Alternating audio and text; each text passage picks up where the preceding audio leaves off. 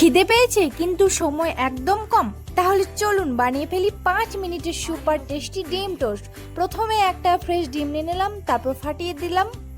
একদম ঝটাঝট বিট করব। এই ছোট্ট ট্রিকে এই টোস্টটা হবে নরম, ফোলা ফোলা আর ভীষণ মজাদার। এবার নিয়ে নিলাম আগে থেকে তৈরি করে রাখা পেঁয়াজ কুচি, কাঁচা লঙ্কা আর সামান্য লবণ মাখানো মিশ্রণটা। এই মিশ্রণটাই কিন্তু ডিম টোস্টের আসল মজাটা বাড়িয়ে দেবে।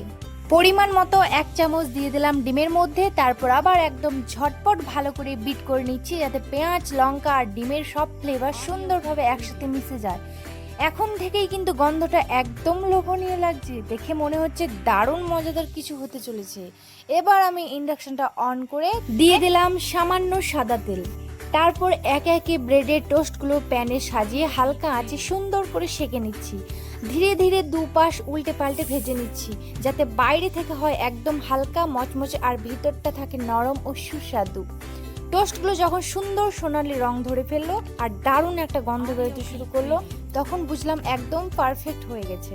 তারপর সাবধানে প্যান থেকে তুলে নিলাম, দেখতে কিন্তু ভীষণ লোভনীয় লাগছে। এবার প্যানে আবার সামান্য তেল দিয়ে গরম করে নিলাম, তারপর আগে থেকে ফেটিয়ে রাখা ডিমের মিশ্রণটা ঢেলে দিলাম প্যানের মধ্যে। ডিমটা ধীরে ধীরে সেট হতে শুরু করতে একদম বড় একটা অমলেটের মতো ছড়িয়ে দিলাম। এরপর আগে থেকে হালকা সেঁকে রাখা টোস্টগুলো একে একে ডিমের ওপর সাজিয়ে দিলাম। এখন আসল মজার স্টেপ, হালকা হাতে এদিক ওদিক উল্টে পাল্টে নিচ্ছি যাতে ডিম আর টোস্ট একদম সুন্দরভাবে লেগে যায় আর দুপাশে দারুণ সোনালি রং চলে আসে।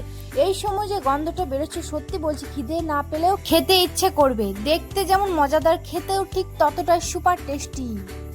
তো কেমন লাগলো আজকের এই ডিম টোস্ট, কমেন্ট